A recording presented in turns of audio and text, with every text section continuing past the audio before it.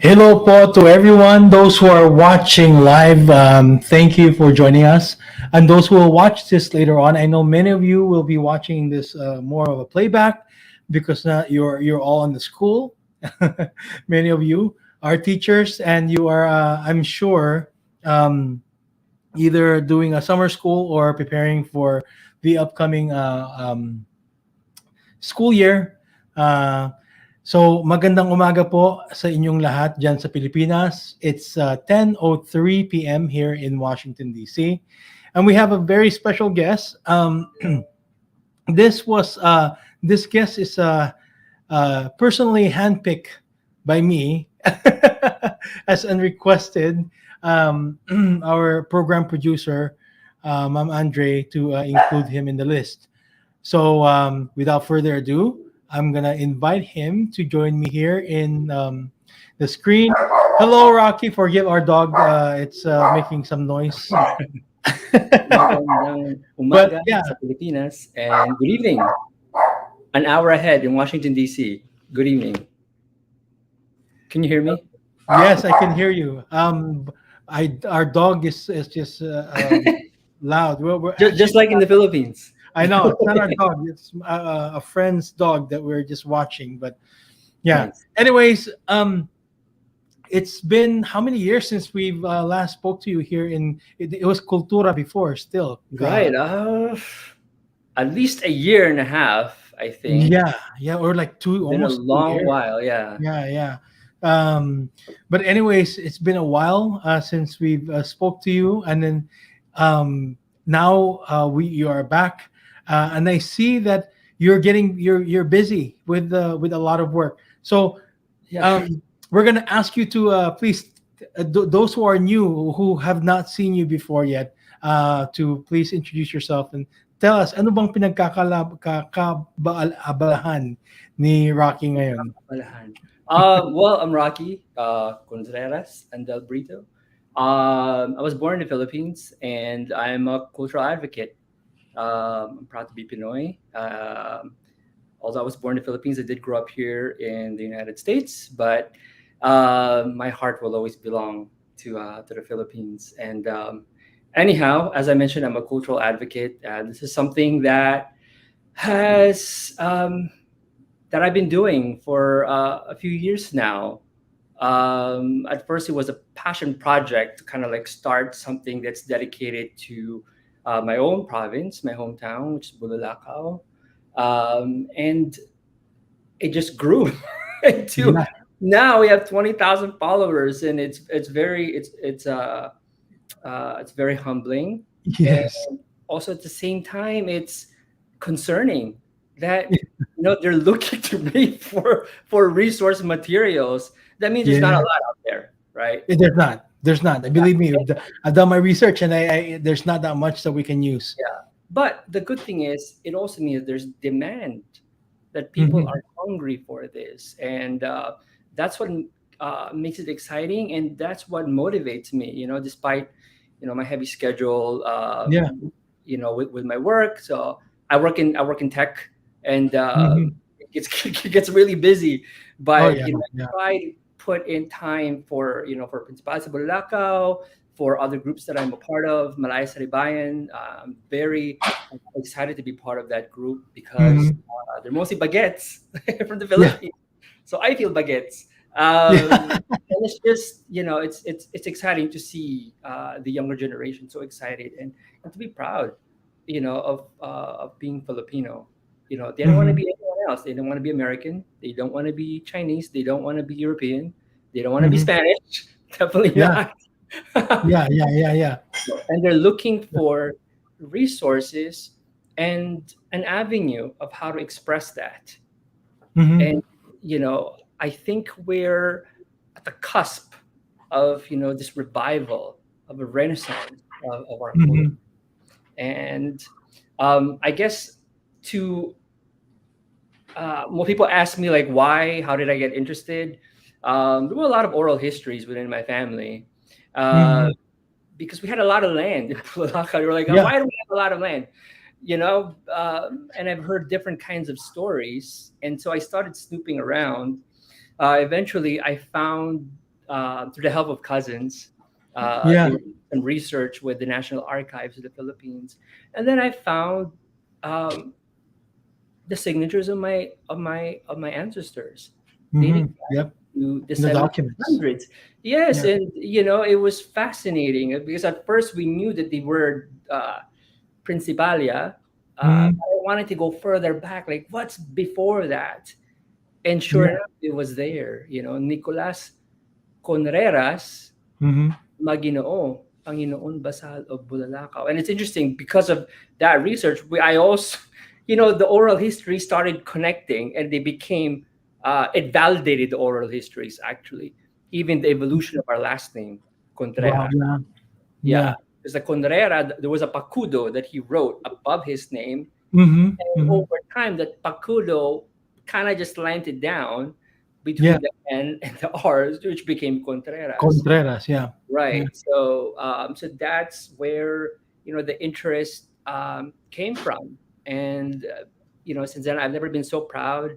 Uh, whether or not I have that lineage, I'm proud of our culture and our identity, and I hope Yeah. to Yeah. be one of many who can catalyze this growing movement. Yeah, that's very good.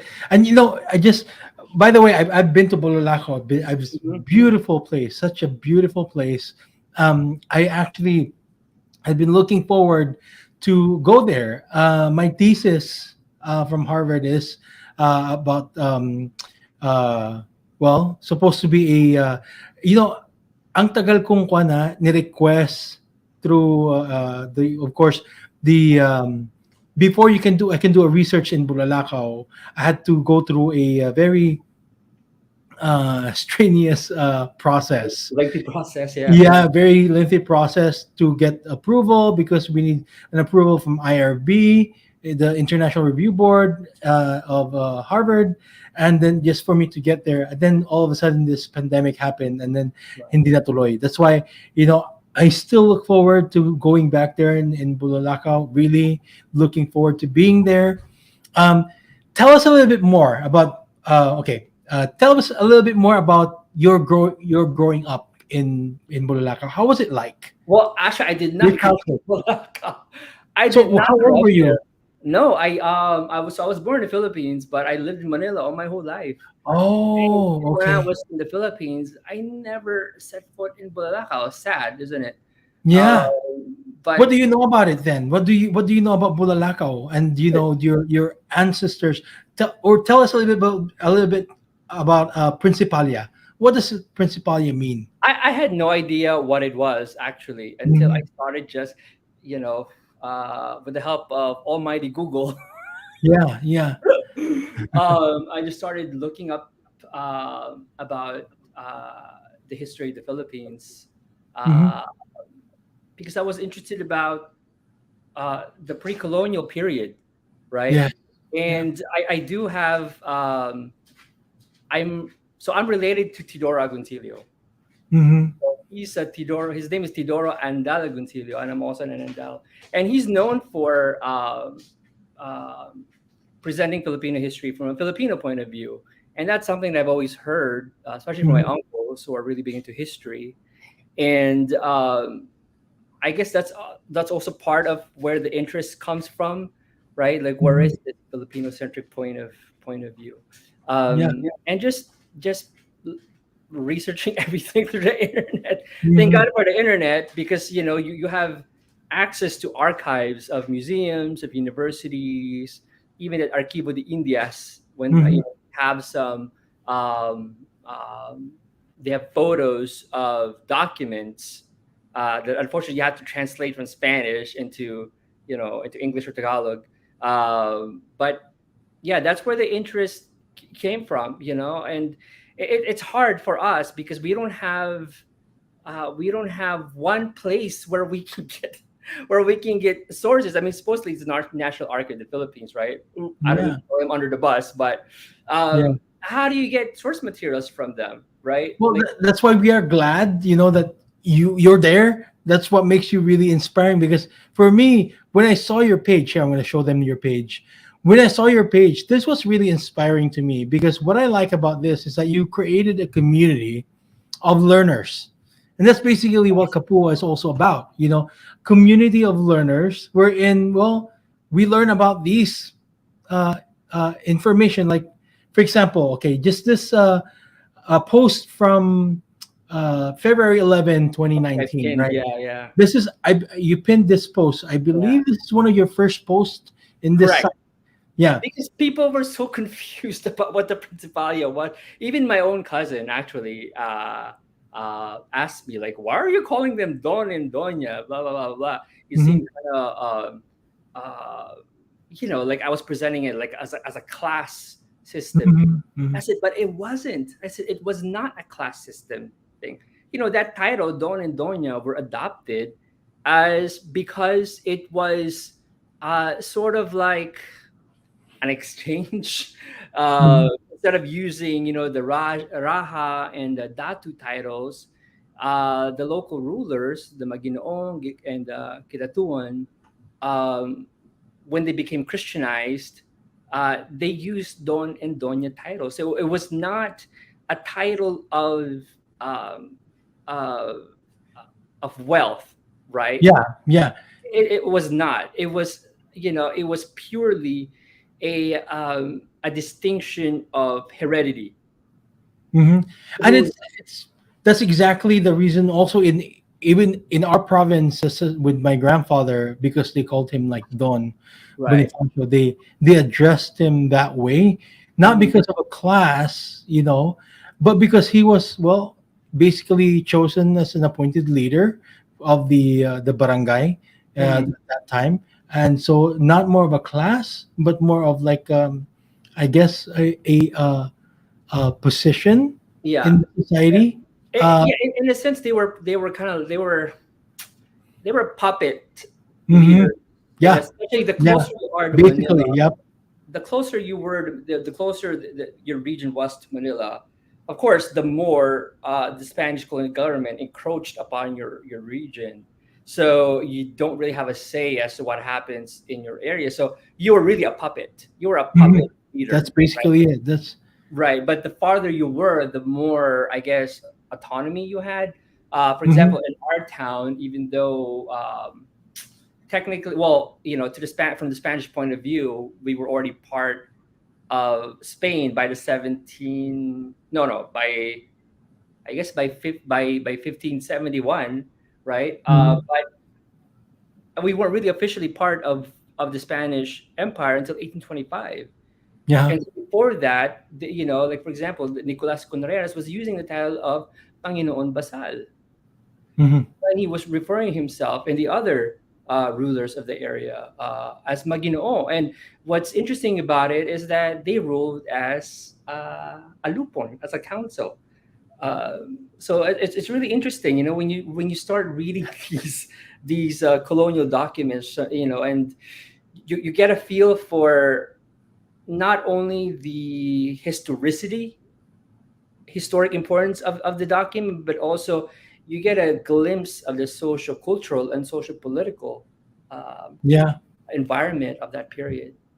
And I really like it that you have this page, and you what I see here is that you basically have posts that are very something that I wish I could see in like in many uh, Museums. museum websites. Information that is very relevant, um, that helps me understand more our culture. And talagang kwan, I really admire your site for that reason, that it helps us kind of learn more into understanding our culture. But what I also like and I really admire about you is you have collections. Yeah. You have collections of uh I like those that I see at the Yeah. behind you. Yeah, Yeah, behind, next yeah, to a canister of sugar. yes.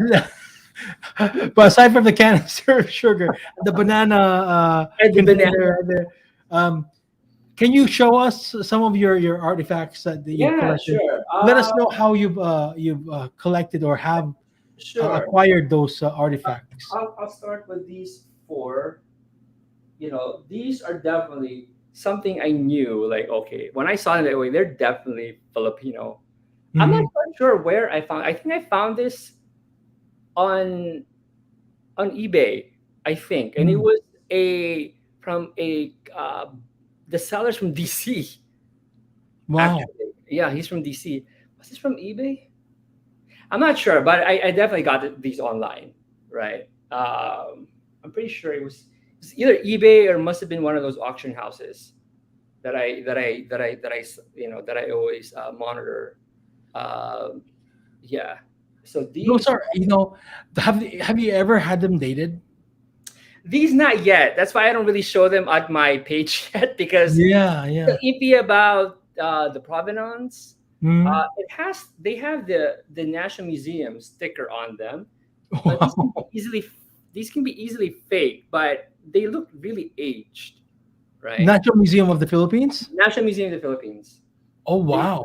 so these two came uh, with these two, and so those two, including these, definitely something that you can that I've seen in uh, in posts online about Hmm. artifacts that have been excavated in the Philippines, right? These are like offering Yeah, vessels, yeah, yeah. right, for the Anitos. This one, Yeah, that's something that uh, probably they use for ritual. questionable, because I've never seen something like this before, especially with the design, Yeah, the curvature. They're no. curved. In the Philippines, usually the designs are slants. Hmm. This was interesting because it looks more like Thai to me, and also you have this zoomorphic figure here of a bird as the cover. So you're on mute, Alan. You're on mute. Can you hear me? Can you hear Yeah, me now? you know, but Hold you on a muted second, yourself. because I am not hearing you. Oh, you There's can't hear something me? wrong with my audio. I have to fix my audio real quick. Hold on a second. No problem. Um, I can hear you though. Hello? Can you hear me? Hello? I Can can you hear hear you. me? Yes, but you can't hear Okay. me. There, I could hear you now again. Okay. Um, Now I can hear you now again. Okay. A while ago I couldn't hear you. But Oh, anyways, so can you show us that jar again? Because that reminds me of a canopic jar. Um, which one? This one? a canopic jar is something that the Egyptians use. You know, when they embalm the body of Right. a king or an individual, they remove yung mga lamang loob. They remove the heart, they remove the liver. They remove those parts of the body, and they would put them in those jars. Right. Yeah, and they call it the canopic The jar, gun. and that's something that we've actually. Yeah, canopic jar are they have those design like sometimes they would have like a fox or they have an eagle on the top Sure. to cover it. Um, but we do have that kind of version also in the Philippines. There's a manunggol jar. Right. The manunggol jar, it's not. It doesn't have a an animal on the top, but But rather they have kind of like anthropomorphic. two men on a boat. So it's You know, anthropomorphic. Yeah. yeah, two men on a boat riding, kind of like a parang pabaon sa mga patay, How yung how a how large servant. are they? Yeah, it's Like I the don't know how manunggul jar. large actually is the manunggol jar. I don't know if I've I've seen never it. seen it, so I don't know how large it is. Already, but let Like me it's just comparable show to mine. you. This is the manunggol jar. Oh wow. No, You yeah, I've see, heard of it. I just don't know how the size. Oh yeah, wait a minute. I do see like the paint, their curves, but it's still different from the ones that I have. And I still don't know like the authenticity of the one that I have. yeah, and this is a canopic jar that I mentioned to you a while ago, where Right. it has those cover right at the top. Right, right, They right. have like animals, and What do they store in them? And those are were they animals also? no, the lamang loob ng the individual, a person's. Oh, So before, when they bury them, right. they would remove the heart, they would remove the liver, Oh, yeah, yeah. yeah, and then they would put them in the in there in the canopic jar. Right. Um, So that's what the those jars are. Um, I can show and this one. yeah, and even that one, that big one. This one's What's really that? interesting. This one is recently acquired. I got it from an auction house in France, in Mm. Lyon, and I actually had a hard time communicating with the auction house because they were sending the message in French. Thank God, Gmail translated them for me. But so it's an interesting piece. The provenance is Philippines, that it was acquired in the Philippines, and it's from either the late 18th or early 19th century. Yeah. I think it's 19th century, only because of this particular image. It's an image of a butterfly, and Hmm. that was not really a thing before. Yeah, definitely has an influence already, outside influence. Exactly, and that image, like I think, believe in the 19th century, um, French aesthetics Mhm. became in vogue in the Philippines, and like images of fleur de lis were very popular. In Mhm. fact, one of the Apo clans of Abra, there when they became Christians, they Mhm. were given a coat of arms by the Spanish royal governor and his wife, and they were gifted.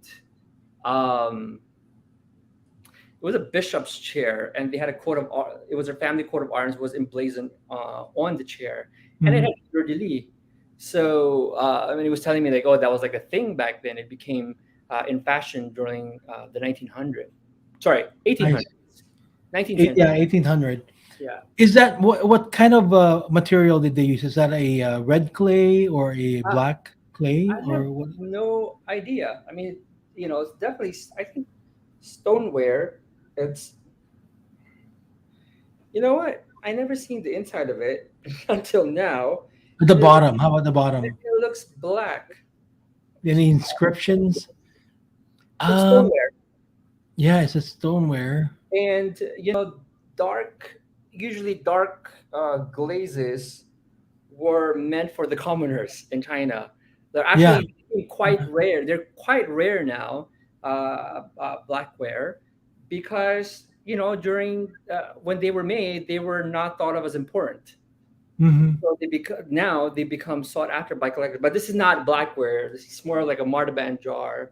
So these were used by Sangli traders, I think from southern China, and used it to store, I don't know, food. Possibly, yeah, possibly even water, because Yeah, with that, yeah, with how big it is, it's easier for them to carry that much yeah. water. See the detail there. There's a bird, Yeah, and yeah. then the butterfly. So Oh, I see it now. Yeah, yeah, yeah. Nice, yeah. nice. Yeah, the design, it's and definitely has outside influence. And so, yeah, Um, I think these are important that, well, my intention of collecting is hopefully I can display them one day. mhm. Well, I'm trying to now, either online, or maybe have, our own little museum in, in Doro. And Yes, it's important because it's, you, they're physical manifestations of your cultural identity and history, right? yeah, yeah, People don't really connect that right away, but it's part of your history. yeah. I have another one that I want to show. This was not. This was not excavated in the Philippines. This one was excavated in China, um, and it's a sutra jar. What's Wow. interesting about it is it has Is Buddhist San- prayers. Sanskrit? Isn't that? Right, right. They're written or engraved rather in It Sanskrit. looks like a Devanagari writing system. Yeah, they call it Siddham script in China, Siddham script. right? Um, and this was found in southern China. So what's interesting about it is that you know um, it's potential evidence, right, that Buddhism probably didn't just arrive to our islands, not just through the Strait of Malacca from India, but it could have been introduced to us by saying the traders from southern, from southern China. Possibility. Definitely, even our writing system. I've from my conversation with um, Miller, Christopher Miller. Um, I comparing the Devanagari writing system to the Baybayin. There's definitely a good relation between the two, and so definitely we have a lot of influence from the Indian influence, probably by trade.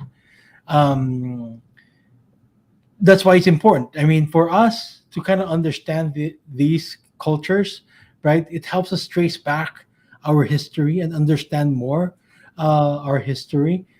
Um, so going to the our topic of cultural identity, going We to the haven't gone there yet. Yeah. yeah, how important is that? Why is it important? That we still trace back to our cultural identity and kind of like value it. Um, or what's the importance of valuing the our cultural identity for you? Well, I think it's very important because it's almost like your name. Your cultural identity is in history. It's like your name. Actually, oops, I'm gonna open up a can of worms here because the name Philippine. Which sure, let's open that can of worms. Um, you can't. I mean, you don't know who you are if you don't know your cultural identity. Hmm. You're going to be lost. I mean, at an individual level, right? If let's say, like you and I, we're Hmm. both immigrants to the United States, and Yeah. but here we are. We're talking about the Philippines, and it's because we don't fit in the American identity, right? And we don't want to fit in the American identity because we're Filipino. And I Hmm. think it's the same thing with national identity. Uh, People don't want to become, at least the ones who I've been honored to meet and interact with. They don't want to be anyone else or anything else but Filipino. They don't want to be Spanish. They don't want to be American. They don't want to be Chinese. They want to be who they are. And but what is that? That's the problem. What is a Filipino? And it's a something that we've been grappling with. It's a question that um, government leaders have been trying to answer since post World War II. And if you think about it, 1521 and World War II, you have hundreds of years where we were not governing ourselves, right? Hmm. And it was only post World War II where um, we were governing ourselves, and so there's a lot of catch up that we're doing because we don't know who we are. We've sort of have forgotten who we are, and you can't. Cultural identity is like your brand, right? And how can you be a brand if you don't know who you are, if you don't know what that brand is, Yeah. right? Yeah. Because a brand is, for example, you say something like Cartier, right? It's a luxury brand, Hmm. right? Uh, so when you say the Philippines, what is it, right? You don't know, and why is it important? It's sort of like the foundation where you you base so many other things. It's the foundation, right? Hmm. From where everything else sort of just uh, should be blossoming out of, because it's your national identity. Um, for example, when you think of France, what do you think about, right? People think, oh, the Eiffel Tower, Eiffel Tower. Yeah. right? People think you want to visit China. Hmm. People think of the Great Wall. Hmm. They think of Japan. They think of all these temples, right? Even the United States, a young country as it is, Hmm. considering it's less than 300 years old, but you have landmarks like the Statue of Liberty, Hmm. right? You have Lincoln Capitol Memorial, Hill, the exactly. White House. Congress, the White House, they're landmarks that symbolizes not just an institution but a people. Hmm. What is it with the Philippines that represents Filipino people? I don't know. Maybe I could be wrong, but I don't know anything that would, something that we created that represents the Philippines. And people say, "Oh, there's the rice terraces." Well, okay, sure, okay, that's great. What else is it? What about it? Right? Mhm. We don't even we have something like that. It's not being utilized properly Yeah. at their optimal level that Mhm. can unify a country, right? Because symbolism is so important. You know, Especially now, right? something as landmarks because those are manifestations of your cultural identity. We don't think about it, Mhm.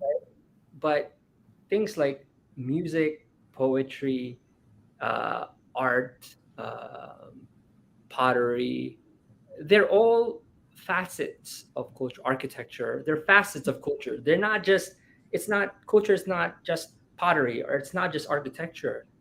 They're all categories under the greater umbrella of culture, right? And those are what defines cultural identity. Now, granted, with us, it's more complex, right? Because you can't really have a national identity. Well, you can have a national identity, but how are you going to define national identity when you have so many regional identities that are very distinct from each other? Do you think the regional identities are kind of like rather helping or hurting the promotion of national identity? I think I don't, well, first one, I don't think they're a negative. I think it's a positive. You can't, and it's important that they continue to prosper Mhm. because if you lose even one, well, then you already lost a fraction of your national identity. Mhm. I mean, if we're looking at, I guess, politically speaking, if we look at something like Malaysia, right? It's probably the closest, you know, s- we have as a similar sort of geopolitical and social cultural state, right? Um, they're first they have I think 13 states, nine of which are ruled by royal families like Perlis, Negri Sembilan, Selangor, Daranganu. All have very distinct regional cultural identities, but still they identify as Malaysians. Why can we have something like that? Like something that can create a harmony Mhm. between our cultural, uh, regional cultural identities, which then, as a collective, defines the Filipino national identity. Yeah. Right? Something to think about. So it's, for example, yes, we promote cultural identity. We promote um, our love for our culture, but maybe those who kind of like not interested much about it would say, "Well, what's in it to me, right? What's in it to me?" So my take on that, when they say that, like, well, what's in it to me? Usually, people are more interested to the economic value of it. For example, cultural identity. Hmm. My example of this is, for example, Jollibee, Uh huh. right? So Jollibee, symbol pa lang ng Jollibee. When you go to why do you think Jollibee is so popular to the Filipinos here in the US, Yeah. We're gonna have one in Times Square. right? Why do Yeah. you think Jollibee is so popular to the Filipinos here in the US? Makita pa lang yung symbol, yung logo ni Jollibee, parang You natatakam get na excited sila na, about it. yeah, na why? It's one of those things, when and I think a lot of OFWs can relate to this when Mm. there's a saying, uh, the longer you are and the farther you are away from the motherland, hahanap-hanapin mo pagka Pilipino mo. Mm-hmm. So yan. That's true. And as far as, I mean, Jollibee can be a sentimental thing because it's something about, wow, it's Philippines. It's a sentimental thing.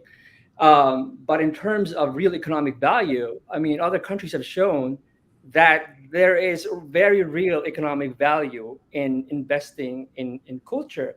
The Mm-hmm. most probably the best example is Korea, right? Mm-hmm. Korea is a phenomenon in Yes. entertainment now. especially right? now, yeah. Yeah, and even artists in Hollywood emulate how the Koreans do things. Hmm. Even music. I mean, there's a lot of Korean songwriters who collaborate with Hollywood artists because they. I don't want to say that they're more fresh, but no, I don't want to say that. But I feel like they right now the spotlight is on them. They get it. Hmm. They get what the youth wants to hear and what the audience wants to see. It's Hmm. almost as if Hollywood ran out of ideas, right? Ito na lang, I mean, ito na lang their cultural identity is so strong, and what's the proof of that?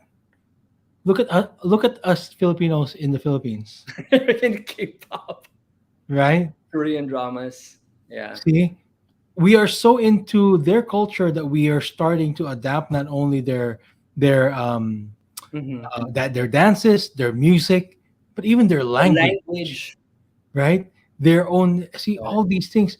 Um, we're completely influenced by them. Yeah, because we Imagine don't have our own. what does this do to, for example, their music industry?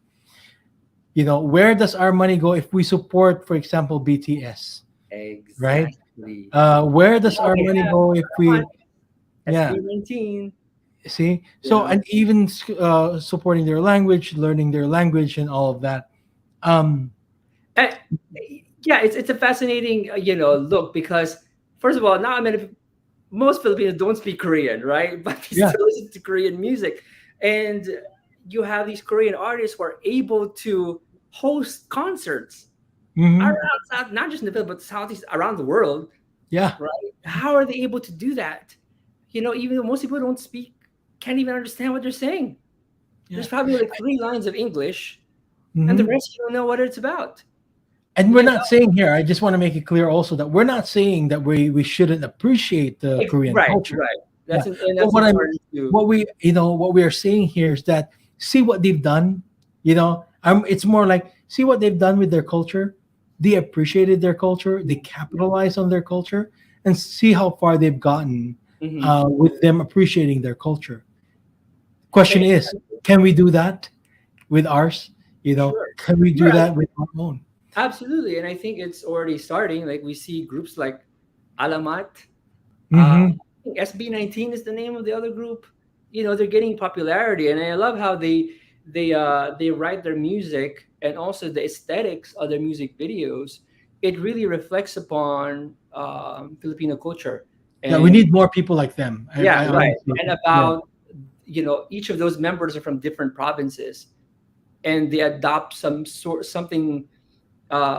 They adopt something that visually represents these regional identities Mhm. in the music It would videos. be nice, if our international performers also. I mean, of course, I'm not saying anything against them, but our international performers who have concerts here in the U.S.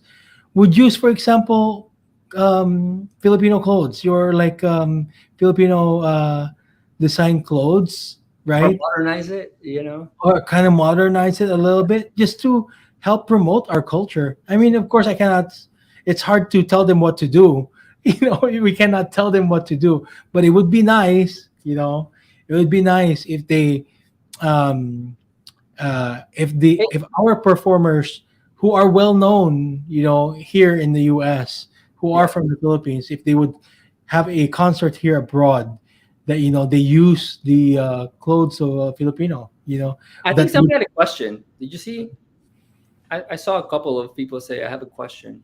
Yeah, we have some comments, Oh, okay, um, but nobody had any question yet there oh, online. okay. But Oh, they're anyways, speaking. Okay, got those it. who are online and have a question, please post your question. We'd be more than glad to entertain your questions. Um, but yeah, I mean, I think that has to do with even the title of this talk, like cultural identity as a um, national development. It's Right. important, especially now. Uh, Um, You know what? There was a post that I saw about, I think, Antique, the god of Antique, Hmm. commissioned these huge statues, right? Supposedly representing the 10 datus, the 10 born-in Wow. datus that came to Panay Island and bartered. Well, they were the ones bartered, right? The golden Yeah. salako, right? Yeah. Yeah. Yeah. Yeah. And it created this influx. The conversation was about, it's not real, oh, it's a hoax, or it's a fraud, blah blah blah. It's interesting. There was one person who commented, and actually I know him. He's part of Malay Serbayan, Lewis. He lives in California. He said, you know what, regardless of whether it cannot be proven or not, it still plays an important part in the national identity of the Philippines, much in the same vein as the King Arthur lore plays into the British identity, right? uh Yeah. well, you can't prove that King Arthur, the real King Arthur, whether it did exist or not, right? Nobody Mhm. knows. Yeah. uh, why can we have something like that? And that's going to be the 10 billion datus, right? I Yeah. think a lot of times there's just too many. Instead of, I'm not saying drink the Kool-Aid, right? But oftentimes people want to bash, you know, the something that's our own, and they don't want to encourage. It's sort of a crab mentality, and it's sad. It's sad, right? And Uh, that's another thing, even with language, kung minsan right. those who are more fluent with Tagalog, and then they would speak English and they have accent. Sometimes they make fun of those who have accent. Sabi Mm. ko, I don't think we should do that, because first of all, that's a proof that if you have an accent, that's a proof that you speak another Another language. language, right? I'm You embarrassed know, speaking Tagalog right yeah, it's no, it's very important that we are aware of this, now. because Mm. children who have this accent, ito example lang, when I was in Guam, it's there are many Filipinos Mhm. that don't want to be associated with the accent of a Filipino, Filipino. Like they're like, oh, so um, parang They're ashamed. almost to the point na Yeah. kinakahiya. They're ashamed of their Filipino accent. But I told them, I said, no, don't be ashamed. And this is what something that one of my professors had told me. He had, or kind of like did a little talk on language. He had us stand, for example, who here speaks one language? So all of us stood up. Who here speaks two languages?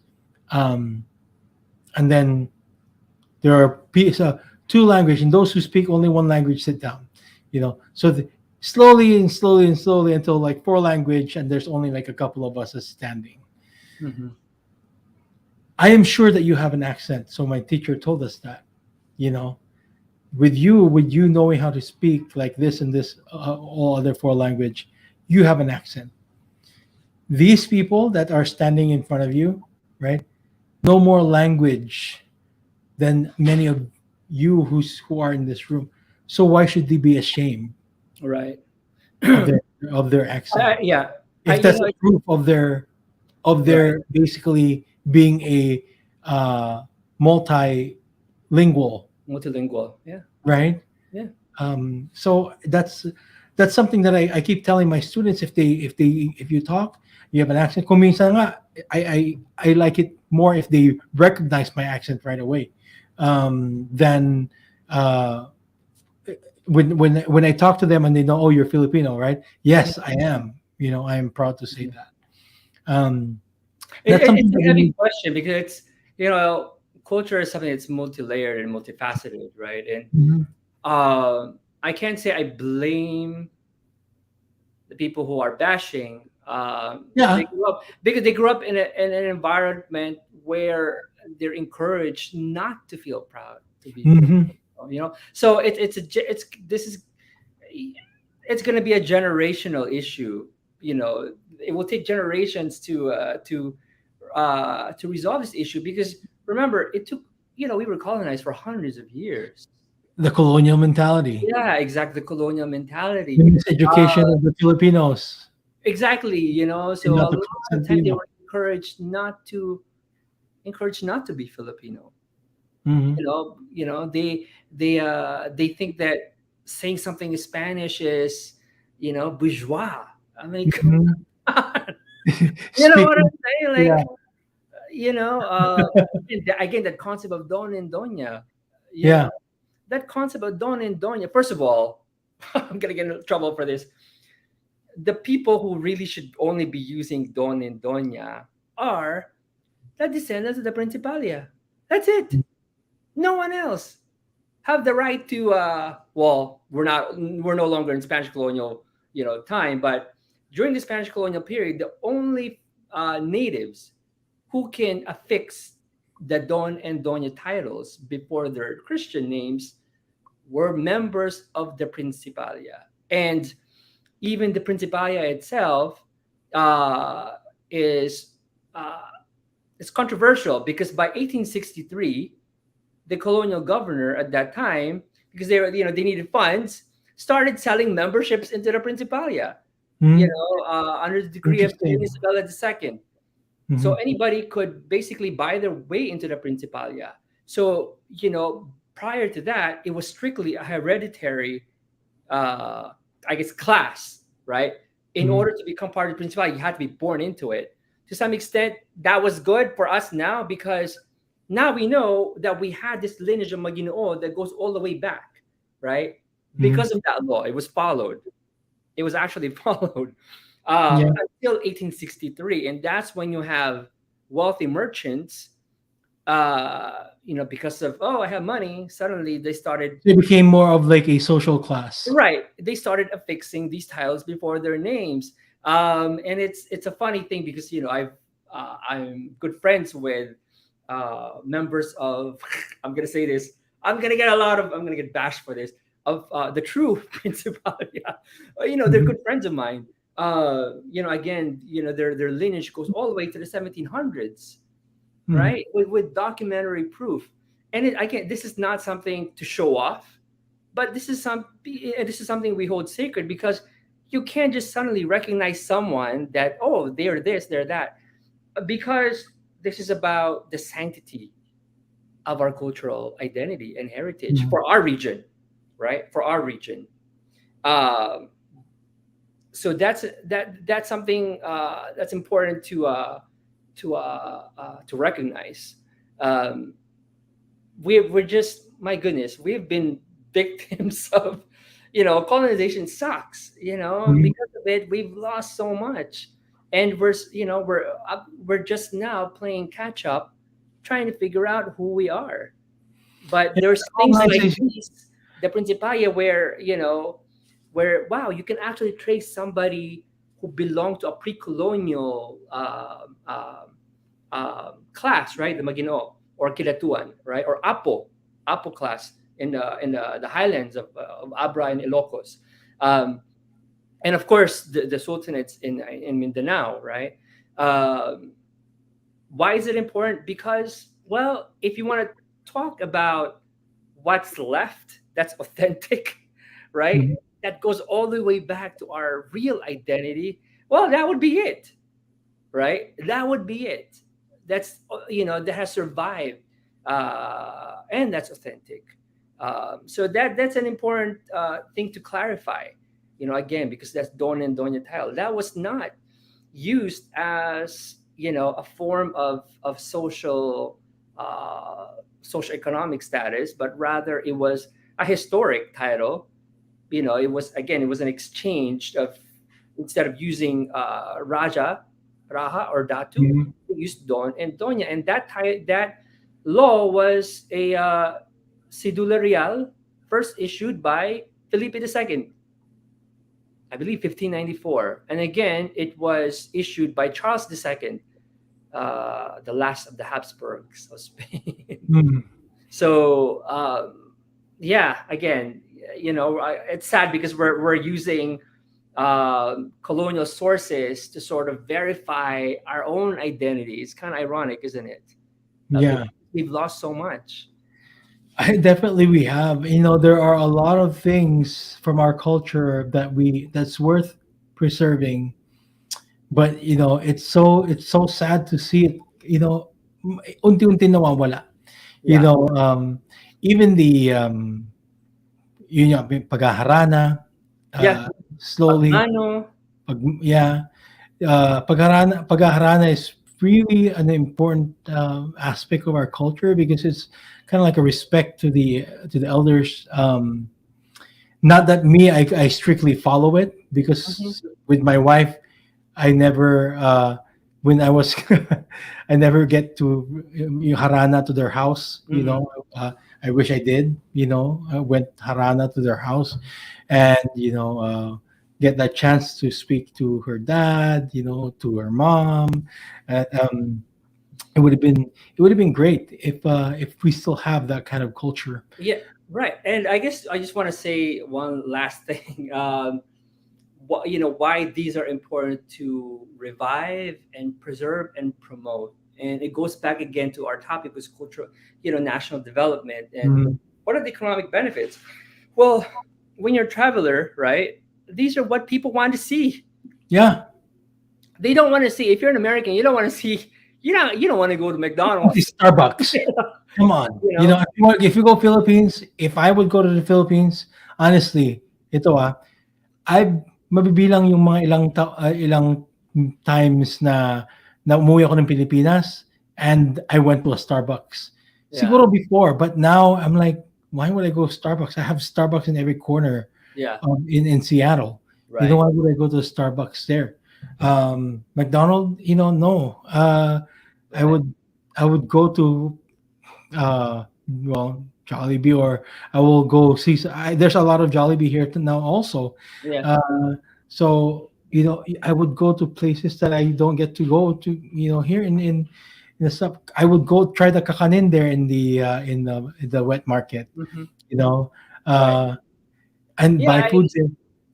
People would criticize the critique on investing in culture is they say makakain ba yan, Yeah, 'di ba?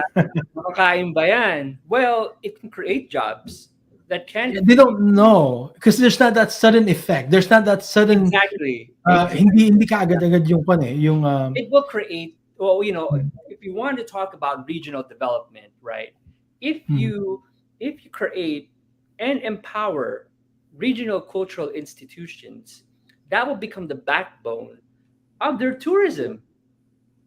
Why do I Tama. I want mean, to go to Antique? Why do I want to go to Ilocos? Why do I want to go to Samar? Well, they have different cultural identities, right? hmm. Wow, there's a thunderstorm here. And that's what makes those regions unique. And from there, little by little, that's what's going to catalyze regional economic development. And that's Yeah, something, that's true. our government needs to, realize that investing in regional cultural institutions can Has a, empower those underdeveloped communities that will result in has a lot of economic full benefits. economic benefits. Yeah. So I mean that's true.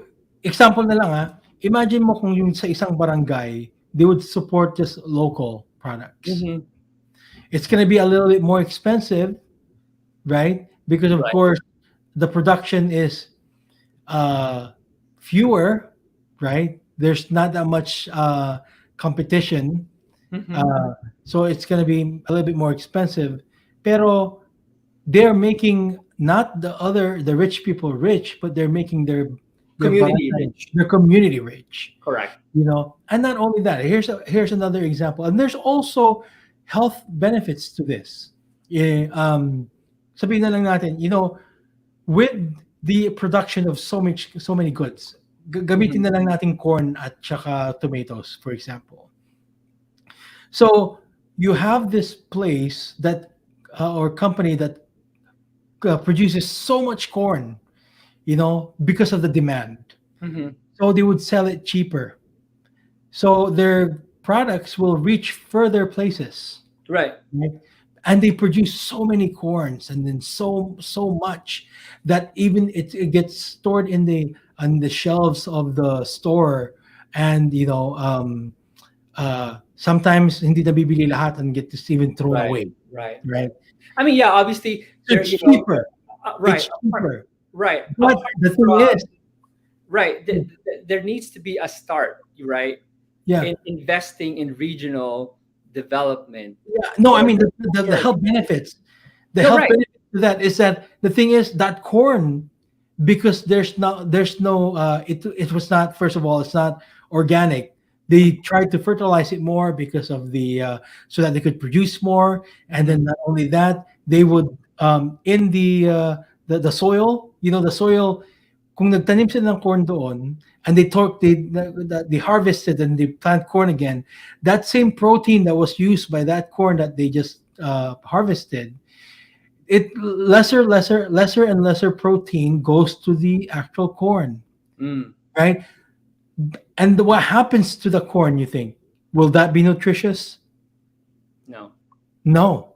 So it loses that nutrients. Mm. So you're buying, yes, it's a cheaper product, but less nutritious. Nutrition. Yeah. Yeah. So that's a big problem. Right. Compared to buying it local. It's Right. more expensive, but it's more nutritious, you And you're know, also helping the community, and right? you're helping the And community. and that's the thing, there has to be the risk taking has to come from the government's part because the Oh private yeah. sector is not going to do it.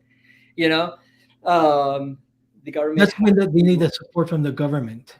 Right, right. It needs to be government supported, to really spur and catalyze that regional economic development.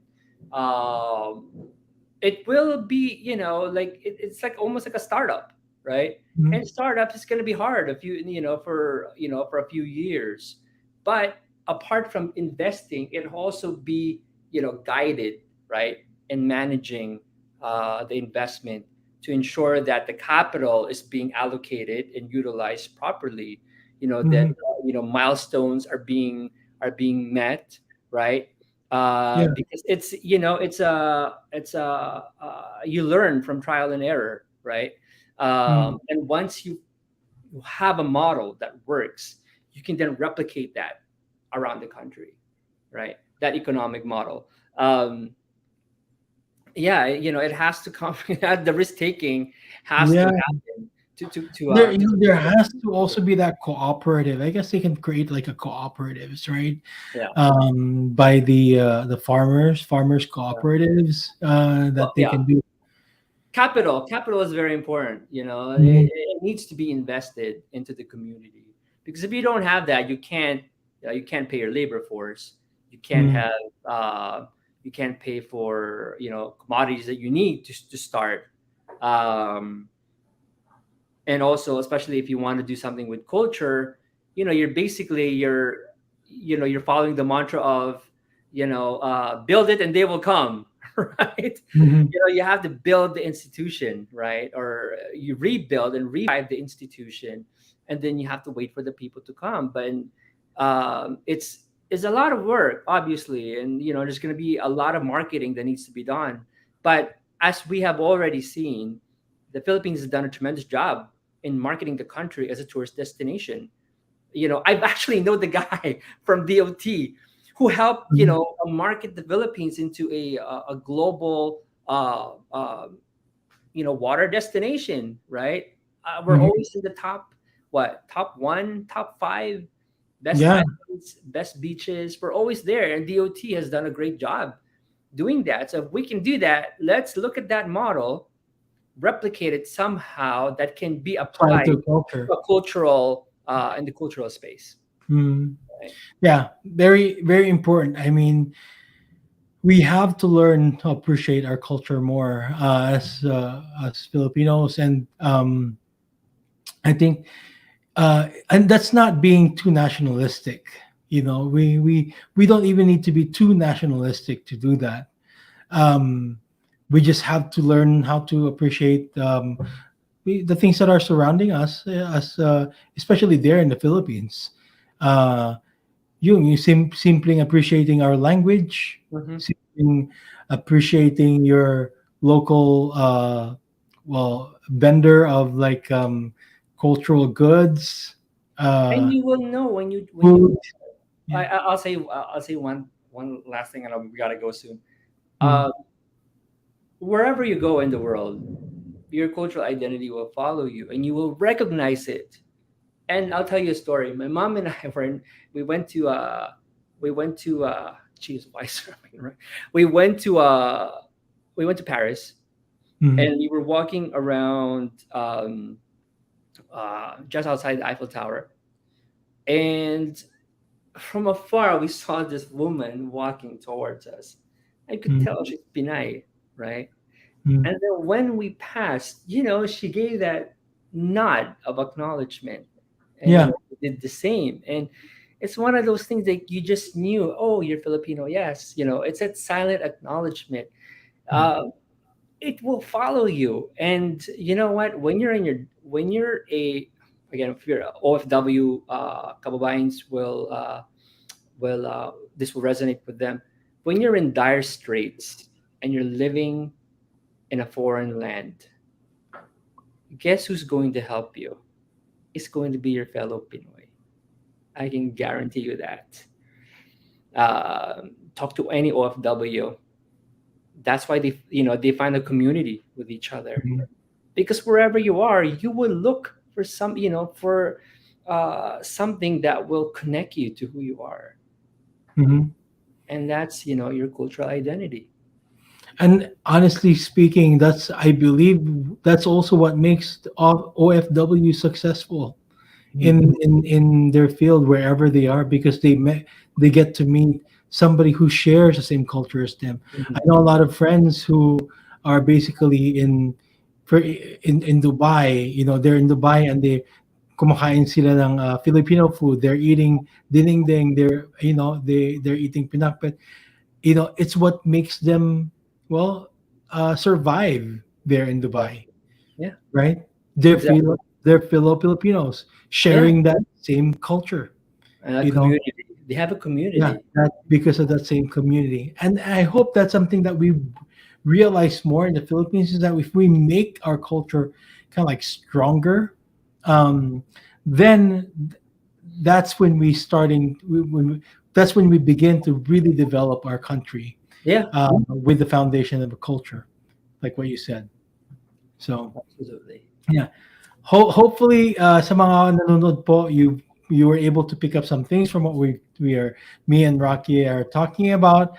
Uh, that's the reason why I really brought him here, is that for us to have this kind of conversation, um, from because I know with Rocky he can relate with my point of views. That's the reason why I created Cultura. That's the reason why, well, Cultura or Kapua now, Hmm. is for us to, well, appreciate our culture. Yeah. And I know that's also the reason why you have this, the Principalia.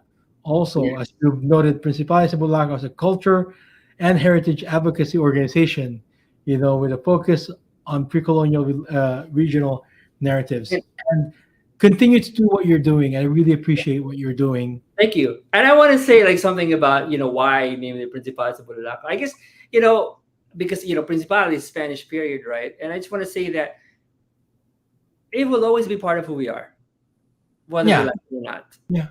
It will always be part of who we are. And you know, uh, from my conversations with other descendants of Principalia, Maginoong, Kilatuan, and Apo, that Don and Doña titles to us is not a mark of it's not a mark of prestige, but more of like a mark, almost like a battle scar, Mm, that we survived. yeah. And it should be a reminder that what, we survived hundreds of years of colonialism. uh, we can survive anything if we're Mom united. Andre has a question to you. I think this is addressed to you. What are your panawagans to the young parents, Filipinos here and abroad, on preserving our Filipino identity? Yeah, I'll say, you know, as simple as practicing the little things that identifies your region, right? Do it, practice it. Even as simple as a mano. Make sure you Mm, have your children practice that, because that's something of who we are. That's uniquely Southeast Asian. Mm. uniquely Southeast Asian. That's something that we share with, with our Malay brothers, right, and Indonesian brothers and sisters. So um, that's something that's uniquely our own, right? So as simple as that, practice it. Don't uh, don't let that be seem like a nuisance, or like it seems like it's not important. It is. It's very important, because little things like that helps preserve our cultural identity. Yes, thank you so much. And you know, well, for me, panawagan ko with me language. Yeah. You know, I think we need to teach our children our language as Filipinos. If you're Ilocano, teach them Ilocano. If you're Tagalog, teach them Tagalog, and appreciate. I mean, truly appreciate language. Hmm.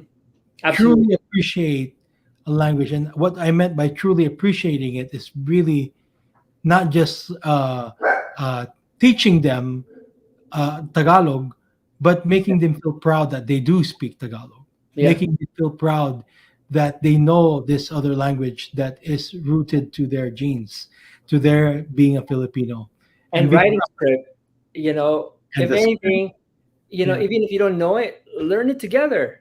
Hmm. That is something you can spend time with your children. Learning your regional writing script together, whether that's by buying, or surat Mangyari, hano. ano Yeah, no, yeah. yeah, you know. Those are things I think. Um, well, if you go back to Bulalacao, I think you can help promote that, or advocate for it. Help. I think there's a need of a lot of help with the as far as the cultural barriers there in the Philippines Yes. to help them kind of be more exposed to the schools. Hmm. Ate Ipeng, uh, Mayot, I think she's a big, big asset as Hmm. far as cultural um, preservation, cultural advocacy there in Mindoro. Anyways, Rocky, thank you so much for this time that you have with us. Thank you for Uh, having me. Maraming to salamat. those who want to visit his Principalia sa Bulalacao page, uh, right here, go visit his Principalia sa Bulalacao page. And for our Cultura code, it's KIS3E2 and KC544 if you want to receive a certificate of attendance. Also, Uh, check out Malaya Saribayan on Facebook. there we go. How do you spell that? Malaya, Malaya Saribayan. And the name of our country is, freedom, many countries, right? Is it like this? Ma- that's right. There you go. So Yeah. type that on Facebook, and you will see Find our another page. page that promotes our culture. Hmm. So, uh, Rocky, thank you so much. It's been a great time talking to you. Next time again, we hopefully we'll have Listen, more episodes with you in another. Have you in one of our documentarios events. That's fun because that's when audience actually gets to participate a lot with our conversation. Anyways, thank you, and hopefully, hoping for a success on your on your page, and yeah. continue to promote our culture. Likewise. Yeah. Good night. I know it's what 10 p.m. there. It's Yeah, 11 p.m. here in Washington D.C. and 11 a.m. there in the in Philippines. the Philippines. Thank you so Salamat much. mga po. Yes. Thank you.